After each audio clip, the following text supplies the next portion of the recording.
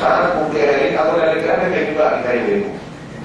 Jadi mereka yang mengambil keputusan, mereka juga yang mengusulkan bersama dengan Bapak, sehingga proses ini terlibat terus bersama. Nah, jadi ini kita lihat 20%. DPR tak, dia ketok palu, dia juga yang minta 20% untuk sosialisasi. Jadi kita jaring semua secara berantai ini kita lakukan. Nah, ini yang kita lakukan bersama. Begitu juga dengan kantor bupati. Begitu juga dari kantor Bapeda yang merancang. Dan kemarin ada Bapak yang hadir di sini dan Ibu dari komite dari kepala sekolah, semuanya yang hadir yang keberatan untuk teken itu tak masalah, nggak usah teken.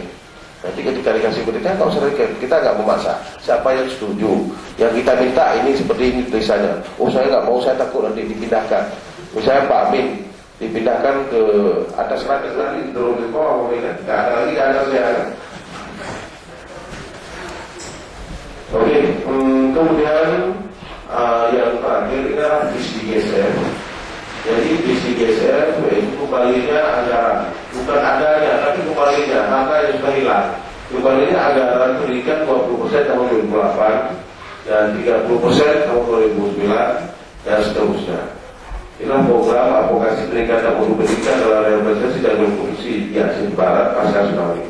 Maka kalau ini sudah ada, selesailah tugas GSM.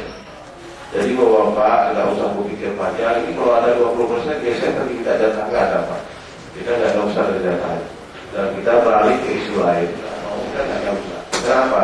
Karena GSM paling energi dengan orang KKN juga teriak untuk orang.